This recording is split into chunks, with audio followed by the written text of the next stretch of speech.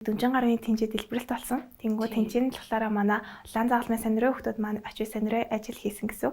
Тухайн үеийн нөхцөлөд бол хүмүүс маш ихээр паникнд орсон, шоконд орсон, ерөнхийдөө яхаа мэдэхгүй, ихтэйш гүйлсэн, сандралсан.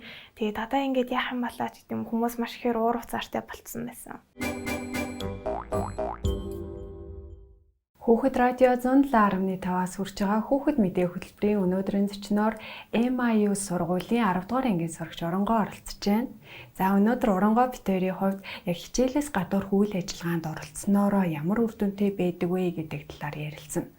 За тэгэхээр ер нь хүүхэд зөвхөн академик боловсролоос гадна хичээлээс гадуур одоо өөрийгөө хөгжүүлэх нь илүү үр дүнтэй байдгаа гэж сүүлийн үед хүмүүс ярьдаг болсон.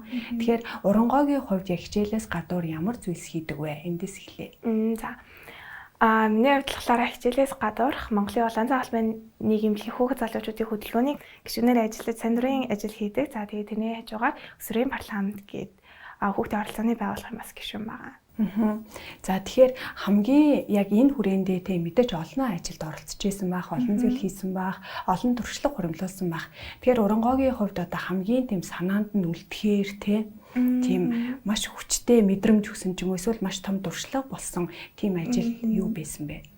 Ерөнхийдөө бол хамгийн ойрын жишээнээс татангуут нэг 4 гаруй тэнцээ дэлбэрэлт болсон. Тэнгүү тэнцэн болохоор манай улаан загалмайн сонирхол хүмүүс маань очиж сонирхол ажил хийсэн гэсэн. Тэгээд ерөнхийдөө бол манай хүүхдүүд гамшиг менежментийн хөтөлбөрийн талаасаа тиймэрхүү гамшиг аюул нөхцөл тохиолдолд манай хүүхдүүд ерөнхийдөө сонирхол ажиллаа хийгээд явдаг гэсэн. Тэгээд миний хувьд болохоор тухайн дэлбэрэлт болсон газраас хүмүүс яг буудал байрлаж байхад нь очиж ажилласан. Тэгээд тэр үед нь болохоор хүмүүс нөгөө нэг мэдээж сандралтад маш олон завгүй хүмүүс байгаа. Тэгэхээр хүүхдүүдийг нь харах хүнгүй байсан учраас яг миний хувьд болохоор хүүхдүүдтэй ажилласан. Тэнгүү тэр хүүхдүүдтэй ажиллах хэвцэд болохоор нэлийн том болсон юм ойлгодог болсон хүүхдүүд нь болохоор нэлийн тийм уруугаар шоконд орсон тиймэрхүү байдалтай байсан. Тийм болохоор тэр хүүхдүүдэд нийгэм сэтгэл зүйн дэмжлэг үзүүлээд хамт тоглоод сэтгэл санааг нь дээрдүүлээд ч юм уу. Ерөнхийдөө бол манай хүмүүнлэгийн байгууллага маань нийгэмдээ тийм эерэг зүйлийг л түгээх зорилготой байдаг. Тэгэхээр ерөнхийдөө яг тэр хүүхдүүдтэй ажиллаад тэгээд аав ээж нар нь бас ингээд замаар зөрөхөд яг ингээд лифтэн зөрөхөд ч юм айгу баргаар царайтай байсан. Тийм болохоор бид нар одоо энэ нэмсэглээд мэдлэг ч юм уу тиймэрхүү талаар сэтгэл зүйн талаас нь дэмжиж өгсөн гэсэн. Тэгэхээр нэг талаараа сэтгэл зүйн хувьд аюу дэмжлэг болсон байна. Нөгөө талаараа бол тэр хүмүүсийн хувьд магадгүй хин нэгэн хүн ингээд аюу нөгөө зовсон үед нөхрийн чанар танигддаг юм Монгол хүмүүс ярьдаг шүү дээ. Яг хамгийн хэцүү үед магадгүй хин нэгэн рүү ийдгээр харах бол хүнд хамгийн том түвшиг хамгийн том одоо сайхан сэтгэлийг өгөх зүйл байх.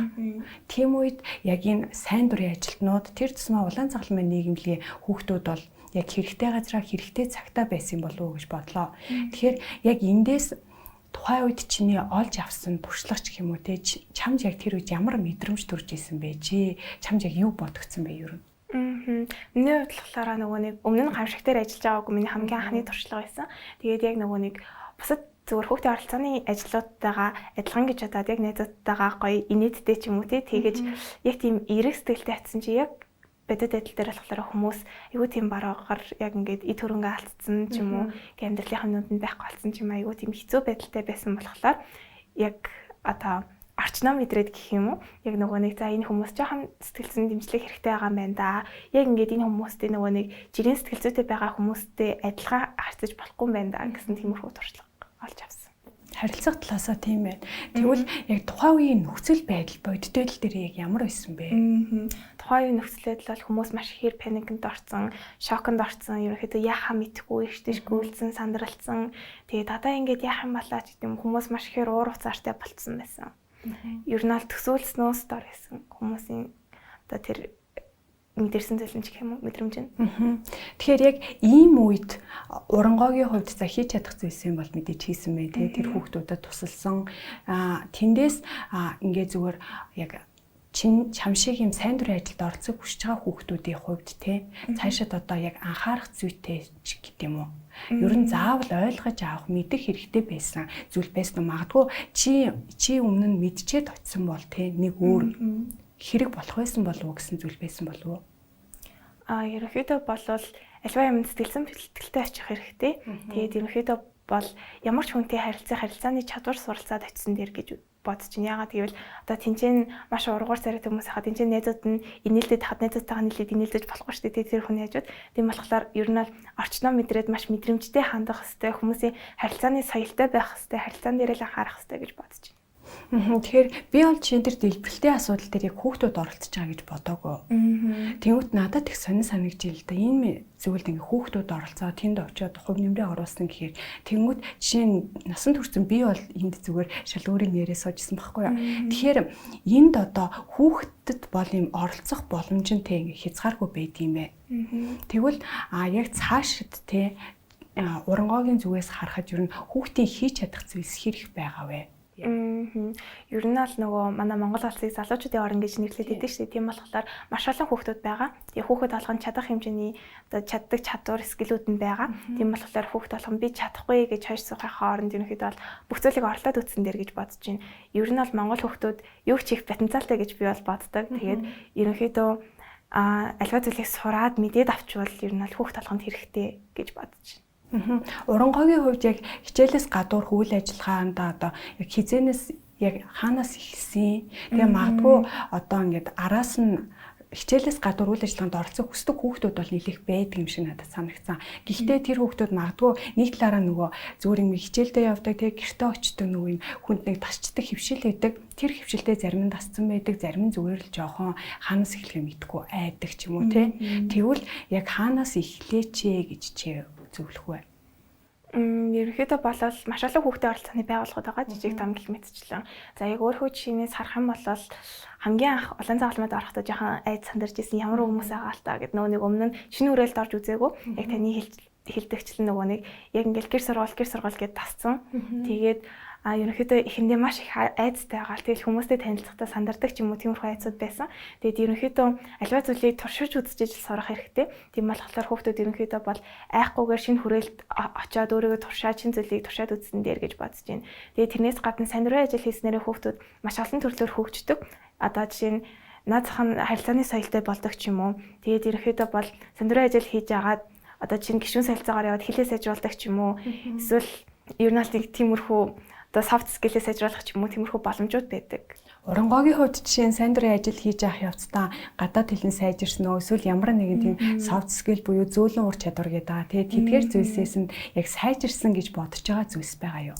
Бага. Ерөнхийдөө бол миний хувьд яг ингээл өөрийнхөө сайн дурын ажил хийдэггүй байсан үе одоо хийж эхэлсэн үеийг ингээд харьцуулаад үзэнгүүт яг нөгөө нэг одоо чинь яг өөрийнхөө асуудлыг мэддэг. Өөрийнхөө асуудалд санаа тавьдаг бусад хүмүүс яаж байгаа нь ингээд яг ойр дотныхоо хүмүүсийг мэдчихэл яг ингээд бусад хүүхдүүд яаж байгаа юм бол та гэдгийг ойлгодоггүй ч юм уу ойлгохыг хүсдэггүй ч юм уу тийм байсан юм шиг санагддаг. Тэгээд ерөнхийдөө бол сайн дурын ажил хийж эхэлснээрээ хамгийн түрүүнд бусдыг ойлгох яг ингээд хүн болгон биендээ хамааралтай амьдрд юм байна. Хүнийг яг ингээд хүн л зөв тийш залт юм байна гэдэг юм уу тиймэрхүү зүйлүүд сураад тэгээд ерөнхийдөө миний хувьд болохоор Солонгосын улаан загалмайн гишүүдтэй цахимаар гишүүн солилцоо хийсэн. Тэгээд тэр үед болохоор миний англи хэлний чадвар, ярианы чадвар нь тэгээд солонгос хэлний зарим дөрвөн мэдлгүүд нь ч юм уу сайжирсан гэж ер нь бол боддог. Тэгэхээр бодит үр дүн байхаа. Тэгэхээр урангойгийн хувьд яг чамайг сонсож байгаа чиний үеийн найзуудаа өсвөр үеийнхэндээ одоо нэг тийм хэлмээр байдаг зүйл мэдээж байгаа. Яг тэрийг хэлээч. Ер нь л яг нөгөө нэг яг манай улсын хүүхдүүд болохоор яг хичээлдээ л 100% анхаарлаа хандуулад идэм шиг санагддаг. Тийм болохоор хичээлээс гадуур альва шин зүйлийг туршаад үзэх хэрэгтэй. Гэтэ тэр туршиж байгаа зүйл нь чам сайн үр дагавар авчирдаг байх хэрэгтэй. Тэгэхээр ерөнхийдөө бол энэ зүйлийг хийгээд би сайн үр дүнд хүрнэ гэвэл ямар ч яах зүйлгүйгээр одоо шинэ үрэлд орно гэж яахгүйгээр ч юм уу. Ер нь бол туршиж үзээд бүх зүйлийг суралцаад үзээсэй л гэж боддог. Тэгэхээр сайн нөгөө ингээд захимаар гишүүн солилцооны хөтөлбөр тамрагдсан гэдгсэн. Тэгэхээр мэдээж олон солонгос найзуудтай ч юм уу болсон байх. Тэндээс чиний яг олж харсан зүйл юу байсан бэ? Солонгос хүүхдүүдээс магадгүй суралцмаар байсан зүйл ч юм уу? Нэг тийм Монгол хүүхдүүдийн энэ талаас нь мэдээсэй гэж хүссэн зүйл нь юу байсан бэ? Монгол одоо яг нөгөө Монгол хүмүүсийн зан характер нь нэг юм жоохон баригдмал байдаг шүү дээ. Ингээд чөлөөтэй бос ингээд одоо тийм хэлж болохгүй аль бие юм дээр тийм байх хэрэгтэй ч гэдэг юм уу. Тэнгүүд солонгос хүүхдүүд болохоор аюу чөлөөтэй гэдэм билээ. Одоо жишээ нь яг тэр дундуур нэг юм цайны цаг болж яхад цайны цаг болох чинь бид нар ингэх гэж гингүүд яг ингээ монголчууд нь гээд бид нар яг яах юм бол та гэд хүлээдэг ч юм уу тиймэрхүү зүйл байхад ерөнхийдөө солонгосчууд нь аягүй тийм чөлөөтэй санал бодлоо шууд илэрхийлдэг гэсэн аягүй их таалагдсан. Тэгэхээр тэр тал дээрээ бид нар арайчхан чөлөөтэй болох хэрэгтэй л байгаа юм байна л да. Тэгэхээр тийм чадварыг мэдээж нөгөө илүү их юм үзэн штэ, илүү их юм хийж, илүү олон хүнтэй харилцаж ижил хүн мэдэх байх. За тэгэхээр өнөөдөр хоёлаа ярилцлагынхаа төгсгөлд те яг урангоогийн хувьд хичээлээс гадуур үйл ажиллагаанаас олж авсан үр дүнгууд одоо мэдэрсэн туршлагуудаа хуваалцсан. Тэгэхээр чи ингээд яг үеийн өсвөр үеийнхэндээ хандаад хаанаас эхлэх вэ? Тэгээд ер нь цааш та те энэ бүхнээс олж авч болох зүйлс нь юу вэ гэдэг ингээ зөөр өөрийнхөө хэлхийг хүсэж байгаа зүйлээ хэлээд ингээ хоёлаа өнөөдөр нэвтрүүлгээд тусгая. За ерөнхийдөө бол Монголд өсвөр насны хүүхдүүд ер нь бол 2 хүүхдүүд минь нэг нь сонирхол ажил хийгээд үзчих юмсан да гэсэн хүсэлтэй байт юм лээ.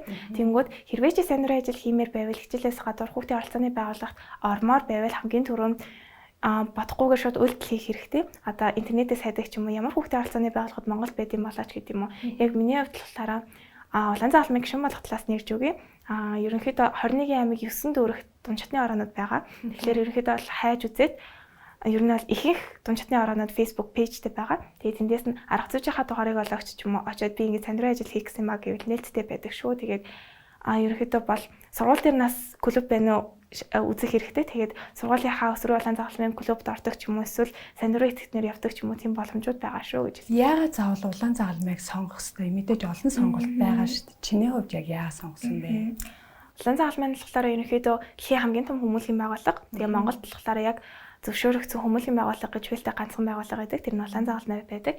Тэгээд ерөнхийдөө болол Монголын улаан загалмайн нийгэмлэлийн хүүхэд залуучуудын хөдөлгөөн гэдэг нь 3-аас 30 насныхны хооронд байдаг. Тэнгүүд ерөнхийдөө болол өөрөөсөө ах их ч хүмүүстэй ч юм уу өөрөөсөө дүү хүмүүстэй ч юм уу харьцах боломж нь гарч ирдэг. Тэрнээс гадна манайх ерөнхийдөө үндсэн 4 чиглэлтэй байдаг. Тэгээд тэр яг тэр 4 чиглэлээрээ буюу эрүүл мэндээрээ тэгээд гамшиг менежмент тэгээд нийгмийн халамж хүүхд залуучуудын хөдөлгөөн гэсэн 4 чиглэлтэй. Тэр 4 чиглэлээр ерөнхийдөө бол маш олон чиглэлээр суралцах боломжтой газар Монголын улаан загалмайн нийгэмлэг гэж миний хувьд бодож байгаа. За тэгэхээр өнөөдрийн хүүхэд мэдээ хөтөлбөрийг сонссон одоо сонсогч хүүхдүүдийн маань хувьд маш сайхан мэдээлэл исэн гэж бодож байна. Ингээд өнөөдрийн хүүхэд радио 107.5-аас хүрч байгаа хүүхэд мэдээ хөтөлбөрийн өнөөдрийн төчнөөр MIU сургуулийн 10 дугаар ангийн сурагч оронгоо оролцлоо. Манай радиод хүрэлцэн ирсэнд маш их баярлалаа.